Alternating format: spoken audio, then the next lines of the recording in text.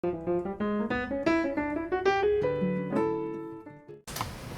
noite a todos. Meu nome é Márcio, eu sou geólogo e trabalho na área ambiental e também ligado à parte de projetos de engenharia. Então, a minha contribuição foi nessa área.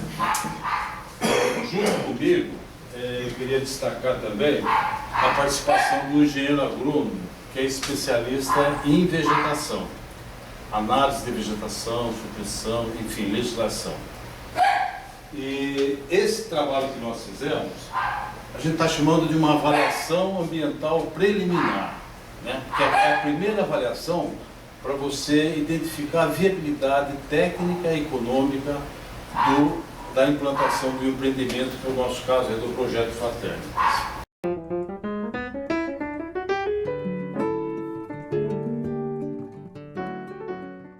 Então, o objetivo foi exatamente desse nosso trabalho, foi exatamente esse, de avaliar essas condições ambientais. E aqui, quando a gente fala condições ambientais, a gente se refere a solo, a água e a vegetação.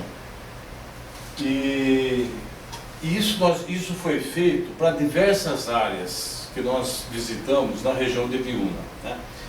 Eu vou concentrar esses estudos, essa apresentação nessa última, porque as outras a gente foi avaliando, fomos descartando. Uma tinha essa condição favorável, tinha essa condição desfavorável, pesávamos e condenávamos a área. Essa foi uma que nós aprovamos. E essa aprovação foi uma aprovação unânime da equipe toda, né? Qual que foi a metodologia de trabalho que nós utilizamos?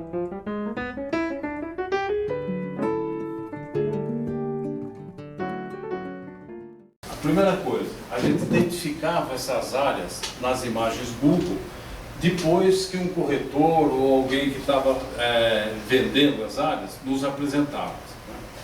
Depois a gente fazia uma visita a essa área e finalmente uma avaliação, né? E tanto essa visita como a avaliação eram feitas por essa equipe, que era composta pelo Luiz, que aqui a gente falou, é advogado e está se envolvendo com essa área ambiental, a Heloísa, que é arquiteta, mentora aí do projeto, a Lília, que nos acompanhava, o Youssef, que é esse engenheiro agrônomo, né, responsável pela parte de vegetação, que não foi em todas as visitas, porque ele tinha algum problema, uma hora tinha algum tipo de problema que impedia ele de participar. E eu, né?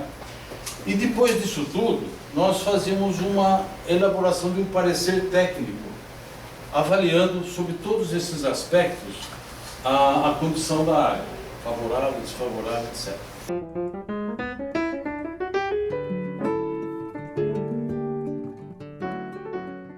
Os principais aspectos que a gente identificava nessa visita era declividade da área, né? Como a Heloísa falou.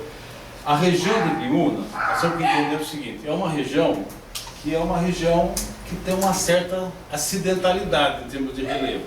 Por quê? Por causa do tipo de terreno. Onde é plano, nós vamos ter problema com o lençol freático, com a área saturada, com inundação. Então isso aí é uma questão que fica meio complicada, né? Uma das primeiras áreas que nós vimos de Xavier, você tinha uma área plana imensa, só que ela era toda saturada, né? E quando tem a área saturada, se tem água, tem curso d'água, começa a ter implicações legais de ocupação, tá? Restrições legais. Então a declividade foi um fator fundamental. Outra é a condição do solo, né? Condição do solo mais favorável, se você tem muito afloramento de rocha. Por quê? Porque você vai ter que fazer patamares, e esses patamares, se tem rocha, começa a encarecer demasiadamente o custo da construção, né? A outra, ocorrência de corpos d'água. Corpos d'água entende-se aqui como córrego, curso d'água de modo geral, nascentes, etc. Então, dependendo de onde ocorram esses corpos d'água, ele é desfavorável. Porque às vezes você tem uma nascente no meio do terreno, ele exige que você deixe um raio de 50 metros preservado, porque são as áreas de proteção permanente. Então você não pode ocupar, você não consegue ocupar, não tem autorização para ocupar. Não aprova esse projeto com essas condições. Então essas restrições a gente foi avaliando. A outra restrição é áreas de preservação permanente. O que são áreas de preservação permanente? São essas áreas que você não pode ocupar e está normalmente associado a um curso d'água. Ao longo do curso d'água você tem áreas que você não pode ocupar, é obrigado à preservação. Ao longo da nascente, idem, conforme eu falei, né? Se você tem um barramento, um lago natural, mesma coisa, você tem áreas do entorno que você não pode ocupar. Outro item importante é a cobertura vegetal, né? Região de Biúna é uma região que tem uma área, uma vegetação muito preservada. E essa vegetação preservada, às vezes você não mexe, dependendo do estágio de evolução que está essa vegetação, você não consegue mexer, né? Em algumas você consegue. Aqui nós vamos ver depois, nós vamos detalhar onde você pode mexer e onde você não pode mexer. Documentação do terreno. Essa parte, o Luiz, que é advogado, ele se debruçou, ia atrás e via. E você tem muitos terrenos aí com documentação difícil. Já bem, nós vamos buscar um financiamento. Quem for nos dar esse financiamento tem que olhar o terreno e falar, esse terreno está limpo, é de propriedade da Fraternitas. Mas tinha terreno que tinha 30 herdeiros, então era uma certa dificuldade. Então esse é um fator importante. Depois, condição de acesso. Condição de acesso é outro fator fundamental. Como nós falamos, vamos ter uma afluência de gente muita gente afluindo para a nossa área. Então, se nós temos um acesso em estrada de terra, se nós temos um acesso bom, se nós temos acesso asfaltado, tudo isso a gente considerava nessa avaliação, tá? E depois as facilidades, ou seja, transporte urbano que passe perto ou do lado do terreno, ônibus, carro, né? Como é que a gente consegue, táxi, enfim, como é que se chega no terreno, tá? E o último item que a gente vai fazer a parte eram as distâncias de áreas urbanas. Também não podemos ficar no fim do mundo, temos que ter uma proximidade, vamos ter trabalhadores, e tudo isso é importante de considerar.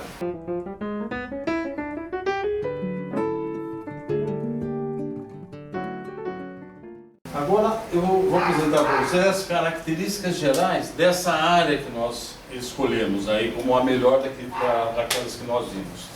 Nós vimos várias, né? Então, como eu já disse, a gente descartou um ponto mais favorável ou favorável, mas na ponderação perdia, né? Dava menos que zero, né? Então as características dessa área que nós consideramos mais favorável ela é adjacente, ela é do lado, a estrada asfaltada passa na frente dela. É a rodovia Júlio da Alfaro. Ela está localizada entre dois bairros, né? A cerca de 2 quilômetros, uma coisa desse tipo assim. Estava distante de Biúna 9 quilômetros. Do centro de Biúna até a área dava 9 quilômetros. Estrada pavimentada em boa condição, acabou de ser recapeada, o efeito entrou, recapeou. A área total dela, na verdade, era 123 mil metros quadrados, né? E nós tínhamos, desses 123, 50% de área protegida. Era uma área de reserva legal. O que é uma reserva legal? Reserva legal é uma área de preservação da mata. É uma área de preservação do terreno. Normalmente, nessas regiões, é obrigatório você ter 20%. Por que aqui tinha 50%? Provavelmente porque essa área era uma gleba que fazia parte de outras. E o cara concentrou em uma só, tá? Então ele tinha outras áreas de tantas alqueires, etc. Ele pegou toda a necessidade, era uma área só, antes de dividir, e concentrou nessa área. Então isso tem um aspecto positivo e negativo, né? Positivo porque você tem uma área de preservação.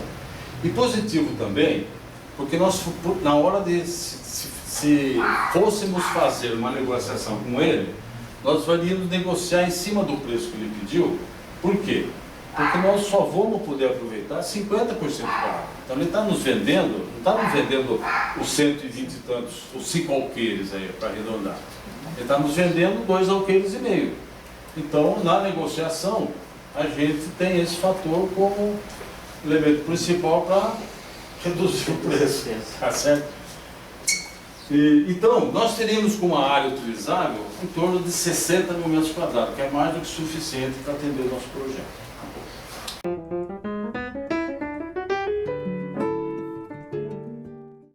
Então, a área, não sei se vocês conseguem ver, a área, ela fica nesse alfinete amarelo. Então, você tem um bairro aqui, você tem outro bairro aqui, isso aqui dá mais ou menos 500 metros de distância, tá? Você tem uma ocupação lá atrás, né?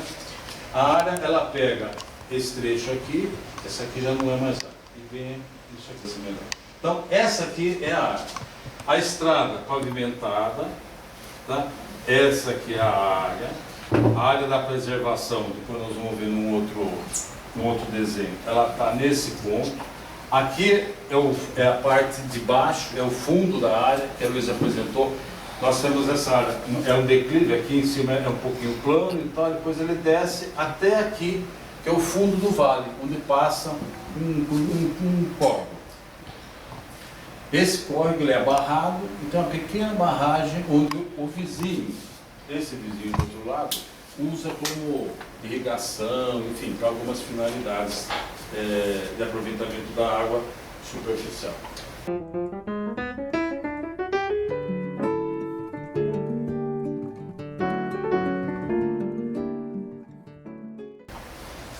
Bom, então eu vou detalhar um pouco de cada um daqueles parâmetros que a gente apresentou inicialmente. A primeira é a condição de solo e declividade. Bom, a declividade nós consideramos como satisfatória, porque é uma declividade plana e um pouco inclinada.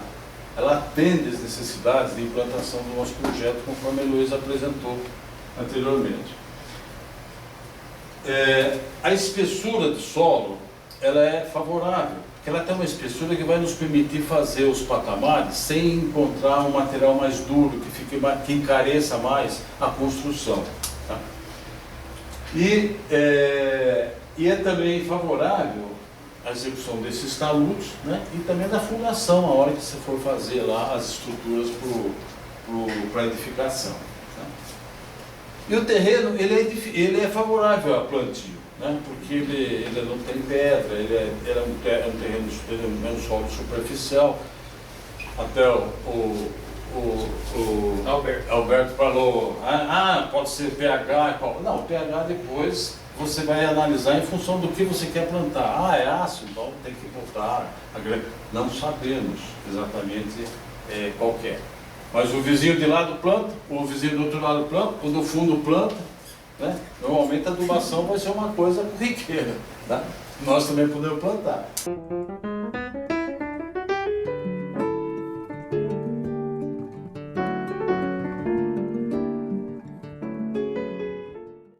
Condição de água superficial. Tá? Isso aí é um parâmetro fundamental do nosso projeto. Nós temos um curso d'água, né? Lá no final, que tem uma barragem. Essa água, ela não eu acredito que ela não vai poder ser utilizada no abastecimento do empreendimento. Ela pode ser utilizada através de um bombeamento que chega lá nas áreas de cultivo, para irrigação, alguma coisa desse tipo. Tá? E existe como já existe esse barramento, existe a possibilidade de um compartilhamento de uso. O córrego divide o terreno. Então o barramento também nos pertence, né? Esse volume de água pertence ao quem está usando e nos pertencerá também, uma vez que o próprio barramento avançou na área do nosso terreno. Tá? E um fator que pode ser positivo ou negativo, conforme eu falei, é a inexistência de nascentes. Ou seja, a nascente é uma área que você pode aproveitar, um aproveitamento que você pode ter. Agora, uma nascente, ela também tem uma vazão pequena, né? Ela não atenderia um empreendimento desse tipo aí. A alternativa seria aproveitamento de água subterrânea, né? A água subterrânea, ela é função do tipo de terreno que nós temos. Nesse tipo de terreno, da tipo região de Ibiúna, a gente não é um terreno que tem uma produção assim muito grande, né? A viabilidade de aproveitamento, vamos dizer assim, a gente pode dizer que se nós fizéssemos um poço profundo para aproveitamento da água subterrânea, esse poço estaria alguma coisa entre 200 e 250 metros de profundidade, né? E poderíamos alcançar uma vazão em torno de 5 metros cúbicos por hora, ou seja, um aproveitamento de 100 metros cúbicos por dia, né? Um poço daria um fornecimento desse tipo. Aí precisamos ver se isso é suficiente ou não, né? E nós acabamos de fazer um poço no nosso terreno, no nosso condomínio, né? E o custo de um poço desse tipo é alguma coisa da ordem de 120, 140 mil reais, tá? Isso já instalado, licenciado, com bomba, etc. Então esse é um valor que não foge muito, desde que você faça um poço e explore ele dentro da legalidade, né? Não é uma coisa clandestina. Eu acho que um empreendimento desse tipo não tem condições de ter um negócio clandestino, tá certo? É igual o nosso condomínio. Nosso condomínio, fizemos um poço, passamos aí nos órgãos ambientais, aprovação, outorgas, né, que é autorização de uso, enfim, tudo dentro dos conformes. E depois tem um monitoramento, né? Quer dizer, tem um monitoramento periódico, que é você acompanhar a análise, como é que é a qualidade da água, etc. e tal, a partir do que já foi feito inicialmente. Então essa é a condição aí de água subterrânea. É possível? É. Tá? Agora, a gente pode usar de alguns artifícios, a gente pode nos ajudar a alocar esse poço. Nós aqui no condomínio fizemos uma locação com um radiocesista, né? Que também é geólogo, tem um amigo meu, tá? E nós conseguimos 9 metros cúbicos por hora, né? Então é um valor bom, né? Dentro desse contexto, é o que nós vamos dizer, é o melhor possível. Lá podemos até achar uma zona que você de repente encontre uma quantidade melhor, né? Mas aí, vamos dizer, não é garantia, né? Essas perfurações é uma coisa que você perfura e o resultado é quando você terminou a perfuração. Mas essa é a condição de água subterrânea.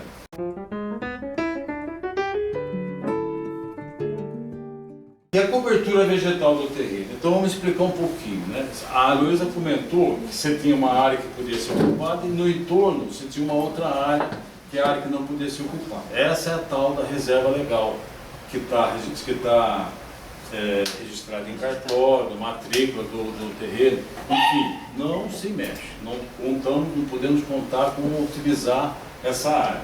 Podemos fazer talvez um caminhamento, uma coisa assim, para, vamos dizer assim, usar como um lazer, uma coisa muito, muito leve, muito light, né? Essa fora da área que nós não podemos ocupar, que é a área de lazer, a gente fez uma caracterização da vegetação e tem um pequeno trecho que é considerado como uma vegetação num estágio assim, inicial de desenvolvimento. Nessas condições, é um trecho pequeno, a gente tem que preservar algo assim em torno de 20%, que acaba sendo incorporada nessa reserva legal. Mas mesmo assim, nós teríamos uma quantidade de área suficiente para atender o projeto. Tá?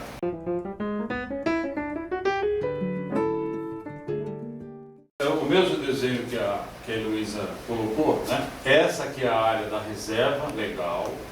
Essa aqui é uma antiga área que era de preservação, que ao longo do tempo foi, vamos dizer assim, suprimida, foi cortada, e hoje nós podemos usar toda ela. Tá? Aqui é uma que eles chamam de área de preservação permanente, que é uma área que fica ao longo do curso d'água e que também não pode ser mexida. Se associa a essa outra, que é a reserva legal. Então, na verdade, o nosso aproveitamento é essa aqui, conforme a Heloísa apresentou no projeto que ela concebeu.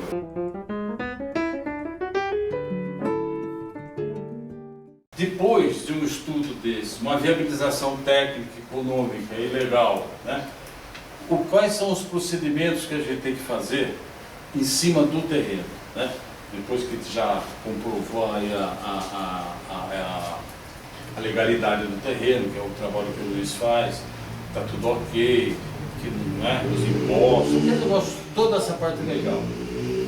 A gente tem que fazer um detalhamento do levantamento topográfico, que é o que a Luísa comentou, né? Nós temos que ter a condição mais detalhada, que vai permitir ela ajustar os diversos módulos das edificações do projeto, né? E depois fazemos algumas sondagens assim, de investigação de subsolo, que é para ver as condições aí de fundação das edificações, dos taludes, etc, né? Então essa mas isso aí, esse custo é um custo muito pequeno em relação ao que nós temos para frente, né? E essa era a colaboração que eu